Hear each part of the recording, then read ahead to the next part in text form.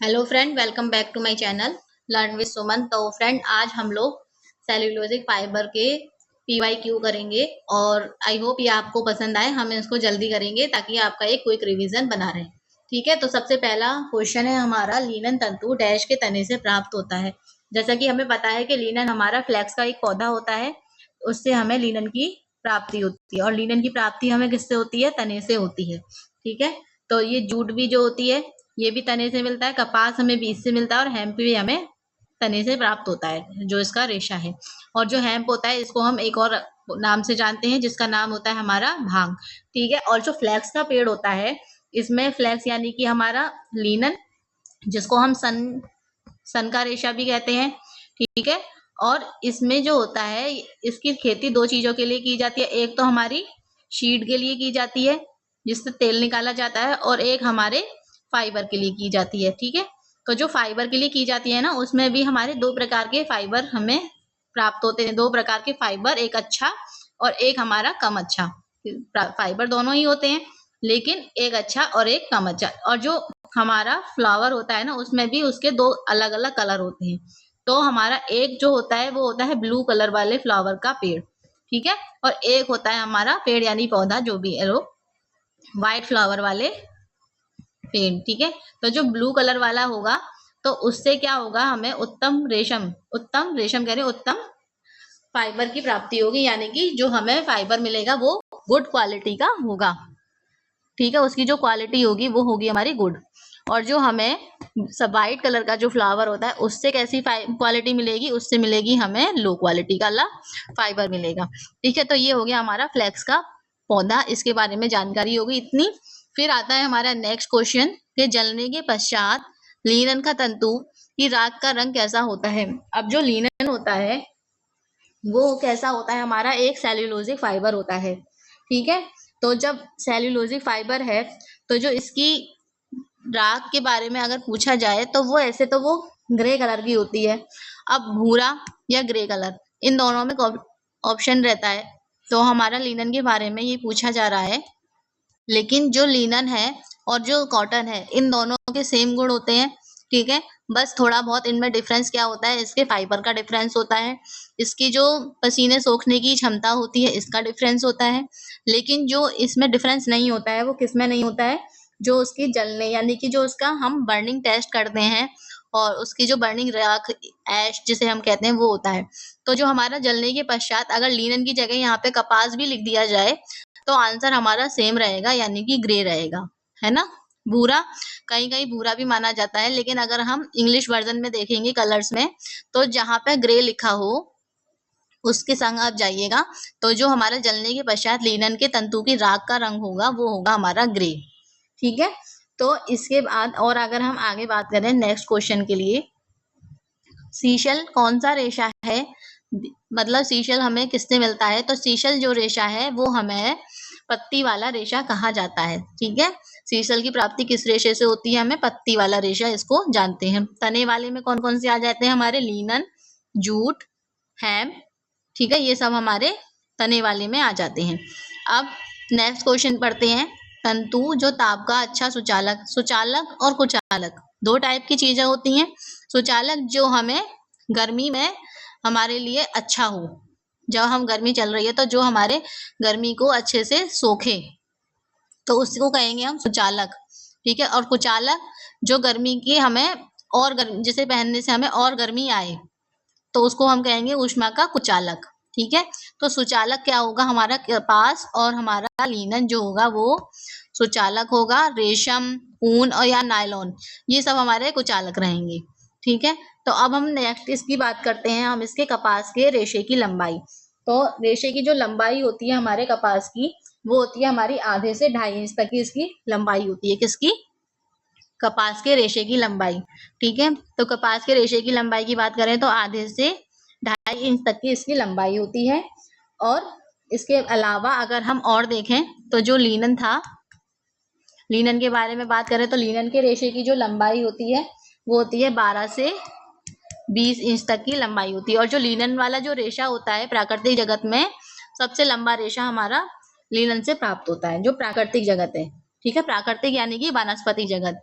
वैसे सबसे लंबा लंबा रेशा जो फिलामेंट होता है वो हमें सिल्क से मिलता है। लेकिन अगर पूछ लिया जाए वानस्पतिक जगत में सबसे लंबे रेशे की प्राप्ति किससे होती है, तो वो होती है हमें लिनन से। ठीक है, जिसकी हमारी लंबाई क्या होती है, 12 से 20 इंच तक की होती है। और इसमें पूछा है कपास के रेशे की लंबाई, वो होती है हमारे आधे से 2.5 इंच तक की लंबाई होती है। ठीक है, आई होप आपको ये समझ में आया होगा। यहाँ लिख रहा है देखो 12 से 20 इंच, तो ये हमारा लिनन है। ठीक है, यहाँ पे पहचान सकते हैं हम। फिर आएगा वस्त्रों का राजा किसे कहा जाता है। राजा और रानी हर जगह के स्टेट्स में अलग अलग मान लेते हैं, लेकिन यहाँ पे यूपी में जो माना जाता है वो माना जाता है कपास का जो रेशा होता है उसको कहा जाता है वस्त्रों का राजा, किंग ऑफ फाइबर। ठीक है, किंग ऑफ फाइबर किसे कहा जाता है, हमारे कपास को। और रेशम जो होती है वो होती है क्वीन, क्वीन ऑफ फाइबर। ठीक है, तो इससे हमारा कंफ्यूजन होता है वो क्लियर हो गया। तो जो यहाँ पे माना जाएगा किंग ऑफ फाइबर कपास और क्वीन ऑफ फाइबर रेशम।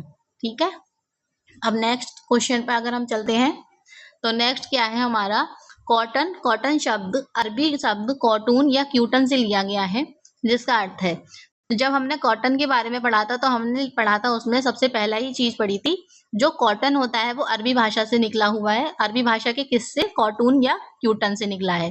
ठीक है, जिसका अर्थ होता है जीते हुए प्रदेश में पाया गया पौधा। ओके, नेक्स्ट क्वेश्चन पे चलते हैं। रेशे का सूक्ष्मबीन परीक्षण में जब ऐंठी और कोशिका नुमा रचना दिखती है तो वह रेशा कैसा होता है।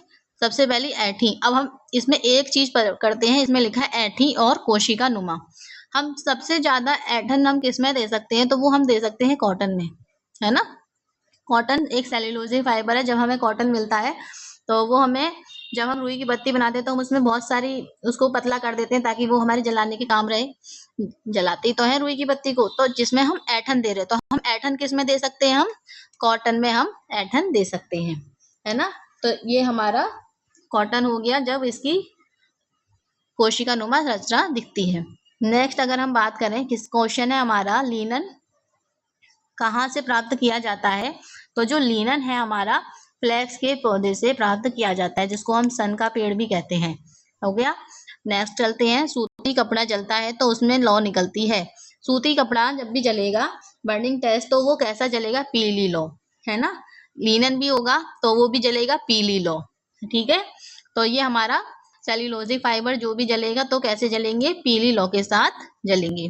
नेक्स्ट क्वेश्चन है हमारा, कंगी कपास के रेशे के उत्पादन का सही क्रम बताइए। कपास के रेशे, सबसे पहले हम कोई भी चीज करते हैं तो उस चीज की हम खेती करेंगे, है ना। तो हमारा खेती वाला ऑप्शन हमें सब में दिख रहा है, इसमें तो हम खेती करेंगे। खेती के बाद हम उसको हार्वेस्ट करते हैं, बट इसमें हार्वेस्ट है नहीं। ठीक है, कंघी करना, खोलना, आपस में मिलाना, बिनौले निकालना, गांठ बनाना, ये सब दिया हुआ है, पर इसमें हार्वेस्ट नहीं है, यानी कि उसको इकट्ठा नहीं किया उन लोगों ने। तो इसमें सबसे पहले हमारा क्या ऑप्शन हो जाएगा, बिनौले निकालेंगे और फिर गांठ बांधना। ठीक है, और इसके बाद हमारा क्या हो जाएगा, जब हम गांठ बांध के बिनौले निकाल के हम किसी मिल में भेजते हैं, तो वहां मिल में भेजने के बाद वो लोग उसको क्या करते हैं, खोलते हैं। ठीक है, और आपस में मिलाते हैं। खोलने के बाद उनको आपस में मिला देते हैं। फिर जब उनको आपस में मिलाते हैं तो मिलाते कैसे हैं, धुनना। धुनना मतलब कि उसमें पीटना, पीटना भी कह सकते हैं इसको हम। तो फिर वो उसको आपस में पीटेंगे।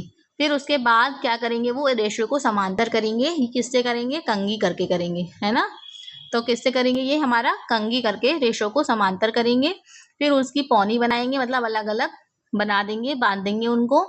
और फिर उसके बाद उसकी स्पिनिंग यानी कि कटाई करेंगे। तो हमारा जो ऑप्शन नंबर सी है वो हमारा इसका सही हो जाएगा। नेक्स्ट, सबसे पहले हम क्या करेंगे, लिनन में से कौन तने वाला तंतु नहीं है।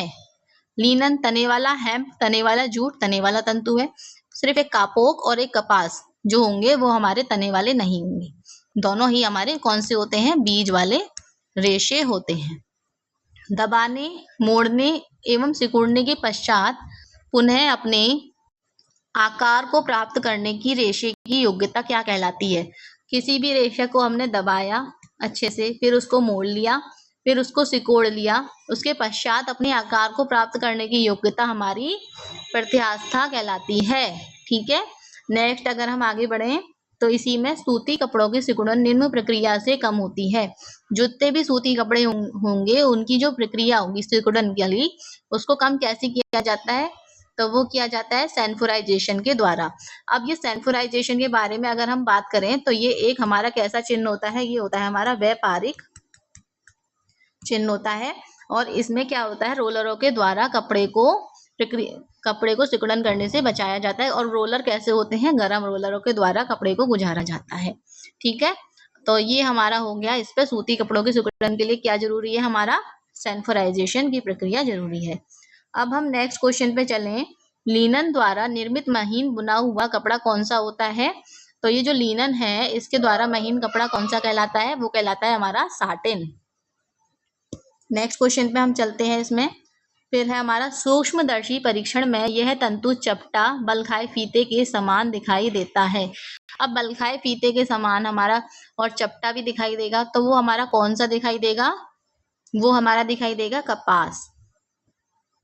तो जो कपास होता है वो हमारा चपटा, खुरदरा और बलखाए फीते के समान गोल गोल असमान संरचना दिखाई देती है। अब हमने इसमें एक पॉइंट याद कर लेना है, इसमें बलखाए फीते के समान की बात आएगी तो वो होता है हमारा कपास।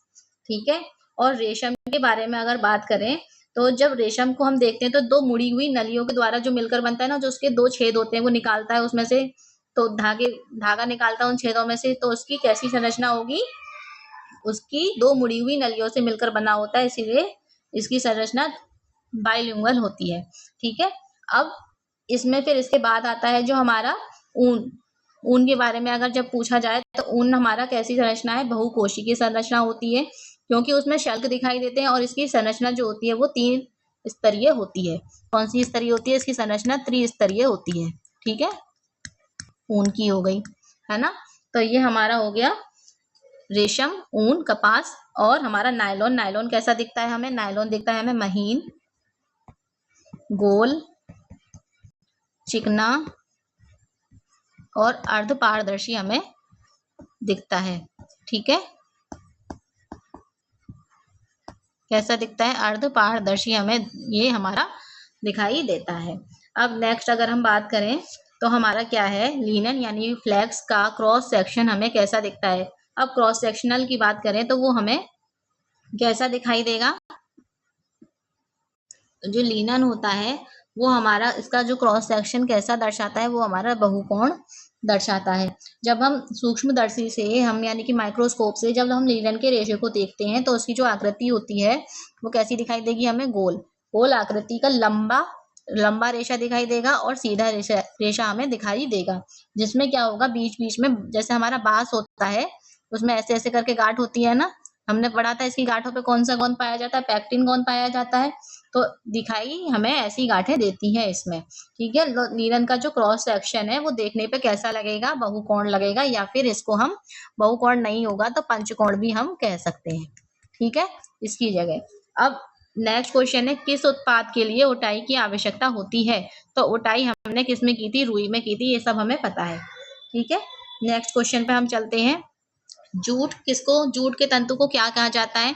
तो जूट के तंतु को गोल्डन फाइबर या फिर सुवर्ण तंतु के नाम से जाना जाता है। ठीक है, अब हम इसमें और क्वेश्चन पे बात करें तो नेक्स्ट क्वेश्चन है हमारा, फ्लैक्स के पौधे के लिए प्राप्त करने के लिए रैपलिंग की जाती है। कौन से पौधे में हमने रैपलिंग की थी? रैपलिंग मतलब गलाना, तो वो हमने लिनन के पौधे पे की थी। ठीक है, तो लिनन के बाद हम नेक्स्ट क्वेश्चन पे चलते हैं।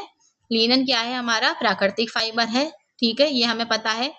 अब इसके बाद और आगे हम चलें, इस रेशे में ताप व उबलने को सहन करने की क्षमता होती है। ताप को किसको कौन सा रेशा जो है वो ताप को सहन कर सकता है? तो वो हमारा कपास जो होता है वो हमारा गर्मी के लिए अच्छा होता है, हमें पता है ना। तो जो हमारा कपास का रेशा होगा वो ताप व उबलने को सहन करने की क्षमता होती है। तो जो हमारा कपास का होता है, लिनन होता है, ये जितने भी सेल्यूलोजिक फाइबर होते हैं हमारे, हम ज्यादातर किचन में यूज करते हैं। ठीक है, तो किचन में हम इनसे कपड़ा पकड़ते हैं, गरम गरम कोई बड़ा कढ़ाई पकड़ रहे हैं, बर्तन पकड़ रहे हैं गरम, तो ताप को उबलने और सहन करने की क्षमता हमारी किस में होगी? कपास में होगी। ठीक है, अब कपास को साफ करने की जो विधि है वो क्या कहलाती है? गिनिंग कहलाती है। कपास को साफ करना गिनिंग कहलाता है, काढ़ना होता उसको लंबे रेशों में, तो वो कॉम्बिंग कहलाता। ठीक है, फिर आता है हमारा सूती वस्त्र से तैयार होता है। सूती वस्त्र से क्या तैयार होता है? सूती वस्त्र किससे तैयार होता है? वो होता है हमारा कपास से। जूट कैसा रेशा है? जूट एक तने का रेशा है ना। हमने पढ़ा है जूट भी सेलुलोजिक है, और सेलुलोजिक में भी ये हमें प्राप्त होता है किससे? तने से। स्टेपल तंतु का कौन सा उदाहरण है? स्टेपल जो छोटे होते हैं, तो जूट तंतु हमारा स्टेपल का उदाहरण है। डेक्रोन, नायलॉन, नायलॉन तो हमारा सिंथेटिक है ही है, मतलब मैनमेड है। रेशम हमारा फिलामेंट है, ये भी हमारा फिलामेंट है। ठीक है, तो जितने भी हमारे रेशे हो गए, ये तीनों फिलामेंट हो गए, और सिर्फ जूट है एक हमारा स्टेपल फाइबर है। ठीक है, अब नेक्स्ट हम चलते हैं। कोए से बीज को अलग करने की प्रक्रिया क्या कहलाती है? गिनिंग कहलाती है। ठीक है, कोए से अगर पूछा जाता है, वो जो कोए होते हैं उससे बीज को अलग करने की प्रक्रिया हमारी गिनिंग कहलाती है। सबसे अधिक आर्द्रता अवशोषक का गुण किसमें होता है? तो वो हमारा कॉटन में होता है, यानी कि सूती रेशे में पाया जाता है। नेक्स्ट चलते हैं, बीज वाला तंतु कौन सा है? कपास या कापोक? आंसर हमारा मिल गया कपास, तो इसका आंसर कपास हो गया। फिर आता है हमारा प्राकृतिक तंतु कौन सा है? कपास प्राकृतिक है, पॉलिएस्टर नहीं, नायलॉन नहीं, रेयन। रेयन तो हमारा 50% है ना, 50% नेचुरल और 50% हमारा सिंथेटिक है। ठीक है, पूछ लिया जाता है ये भी। निम्नलिखित में से क्या कपास के लिए उपयुक्त नहीं है? कपास के लिए क्या उपयुक्त नहीं है? तो नहीं पूछ रहे हैं। मूल रंजक भी है, प्रागजैविक रंजक, टंकी रंजक, और ये हमारा डिस्पर्स डाई जो होती है, ये डाई रंजक मतलब होता है डाई, तो डिस्पर्स डाई जो होती है वो कपास के लिए उपयुक्त नहीं है। सूती वस्त्र को पारदर्शी और कड़ा करने के लिए डैश से क्रिया कराई जाती है। सूती वस्त्र कैसा है हमारा? सूती, यानी कि कौन सा वस्त्र है हमारा? कॉटन। सूती वस्त्र को पारदर्शी और कड़ा करने के लिए हमारा जो एसिड होती है, उससे कौन सा एसिड होता है? वो होता है हमारा सल्फ्यूरिक एसिड से क्रिया कराई जाती है। ठीक है, नेक्स्ट हो गया हमारा, निम्नलिखित में से कौन सा कपड़ा तौलिए के लिए उपयुक्त होता है? तो तौलिए के लिए पूछ रहे हैं, तो वो हमारा कॉटन होगा, सूती। निम्नलिखित में से कौन सा युग्म सम्मिलित है? मतलब रेशम, मानवकृत रेशा गलत है। लिनन वानस्पतिक रेशा, ये हमारा सही है। रेयन प्राकृतिक रेशा गलत है। ऊन धात्विक रेशा, धात्विक यानी कि हमारा मिनरल, नो, ये गलत है। तो हमारा लिनन जो है वास्तविक रेशा, ये हमारा इसका आंसर सही हो जाएगा। अब पूछा जा रहा है नेक्स्ट क्वेश्चन, पसीना सोखने की सबसे अधिक क्षमता होती है। जाहिर सी बात है, पसीना हमने पढ़ा है, सोखने की सबसे अच्छी जो क्षमता होगी वो होगी हमारी सूती में। ये ताप के सुचालक होते हैं। ठीक है, कपास तंतु अनुप्रस्थ काट में कैसा दिखाई देता है? तो जो हमारा कपास का तंतु, तंतु यानी कि कपास का फाइबर। अब फाइबर के बारे में ये हमसे पूछ रहे हैं कि ये कपास का फाइबर हमें कैसा दिखाई देता है? तो ये हमें कैसा दिखाई देगा? लंबा दिखाई देता है। कैसा दिखाई देगा? ये हमें लंबा दिखाई देगा। हमने पढ़ा है कपास का तंतु हमें कैसा दिखाई देता है? चपटा, खुरदरा, घुमावदार, रस्सी के समान बटा हुआ, और हमें बलखाए फीते के समान दिखाई देता है। तो इसीलिए इसमें ऐसा कुछ और है नहीं, गोलाकार चौड़ा। तो हमारा ये कपास की अनुप्रस्थ काट हमें कैसी दिखाई देगी? लंबा दिखाई देता है। निम्नलिखित में से कौन सा कपास का रासायनिक नाम है? कपास का रासायनिक नाम के बारे में पूछ रहे हैं। फाइब्रोन, कैरोटीन, पॉलीमर्स या सेल्यूलोज। तो कपास का रासायनिक नाम हमारा सेल्यूलोज जगत का है, और सेल्यूलोज इसका रासायनिक नाम है। कपास उत्पादन में सर्वोच्च स्थान प्राप्त करने वाला कौन सा देश है? तो हमारा जो कपास का उत्पादन है वो हमारा 80% लगभग भारत में, यानी कि इंडिया में होता है। ठीक है, फर्स्ट हमारा भारत है। अब नेक्स्ट क्वेश्चन पूछा जाए, तो इनमें से कौन सा फाइबर, कौन सा प्रोटीन फाइबर नहीं है? प्रोटीन के बारे में बात कर रही है। ऊन है, कश्मीरी ऊन, ये भी ऊन ही है, तो ऊन भी प्रोटीन फाइबर है। मोयर, ये भी हमारी ऊन है, ये भी हमारा प्रोटीन फाइबर है। तो जो लिनन है, ये हमारा प्रोटीन फाइबर नहीं है। तो ये हमारे जितने भी क्वेश्चन थे सारे हो गए, मतलब जितने भी सेल्यूलोजिक जगत के क्वेश्चन थे कपास वाले, कपास, लिनन, और इसमें से हमारा जूट। ठीक है, ये हमने इतने क्वेश्चन आप लोगों से डिस्कस किए हैं आज। आई होप आपको ये आज की क्लास पसंद आई हो, और आज की क्लास पसंद आई हो तो आगे के इसी टाइप के टॉपिक के बाद क्वेश्चंस होंगे, तो आप उसके लिए मेरे चैनल को लाइक और सब्सक्राइब जरूर करिए। Thank you.